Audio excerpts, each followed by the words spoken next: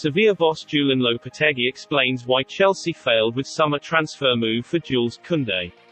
Julen Lopetegui says Chelsea failed in their pursuit of Jules Kounde as they did not reach Sevilla's valuation of the defender this summer. Thomas Tuchel had hoped to bring in a centre-back before the transfer deadline, with Kurt Zouma joining West Ham on deadline day, and Chelsea pushed hard to land Kounde, 22, the man they identified as their top target at the start of the summer. And while the Blues left it late to complete a loan deal for Atletico Madrid midfielder Saul Niguez, they saw their final bid for Kounde rejected with severe intent on keeping hold of the Frenchman, widely regarded as one of the finest young defenders in European football. Speaking to the media on Sunday, Lopetegui said he would have been powerless to Kounde leaving had the Champions League winners offered enough for Sevilla's prized possession. Kounde in the end has stayed because the club has decided that it was the right thing to do based on the evaluation of the offers they may have had, the Sevilla head coach told Diario de Sevilla. For me, as a coach, that Jules stays is positive. With the evolution he has had in these 2 years, it is positive, without any doubt. We trust that he'll continue to grow with us and, above all, perform, which is the most important thing. It's understood Chelsea's final offer for Kounde was around €50 million, £42.8 million, but Sevilla were demanded closer to €80 million, £68.5 million, for the sought-after France international. The Premier League giants have not given up hope of capturing the former Bordeaux centre-half, though, and are expected to return with a follow-up bid for in January. Chelsea preparing new contract for the beast centre-back Antonio Rudiger. The London Giants are stepping up their attempts to keep Antonio Rudiger stay at the Stamford Bridge, having opened negotiations a new contract with his representatives. Antonio Rudiger joined the Blues from Roma in the summer of 2017 with £34 million. Despite being frozen out of the first-team setup under former boss Frank Lampard but has since returned to his form since Thomas Tuchel took over as the new boss.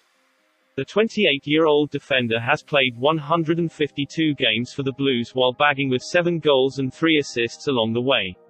His progress under the German coach has gone noticed with one of the biggest teams in the world showing an interest in him. Real Madrid are interested in signing the 28-year-old centre-back next summer.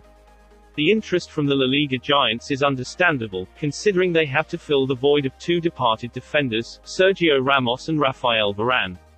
With Chelsea had a successful last season, I think Antonio Rudiger is willing to sign the new contract.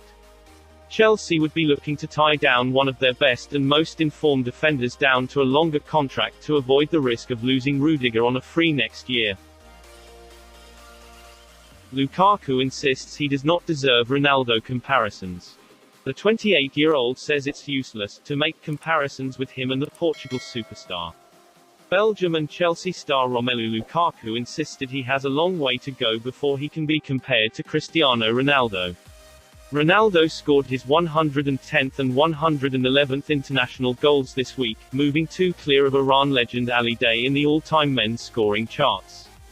At age 28, Lukaku has netted 66 times for Belgium, giving him an outside chance of eventually catching Ronaldo. But the Belgium star says any talk comparing him to the Portugal star is premature. Don't ever compare me to Cristiano Ronaldo, never, Lukaku said at a press conference ahead of Belgium's World Cup qualifier against Czech Republic on Sunday, a game in which he is set to earn his 100th cap. Cristiano Ronaldo is, for me, in the top 3 best players in the history of football, he continued. I'm not going to rank him from first to third, but he's in there. What he has achieved in football today for players of my generation is something exceptional.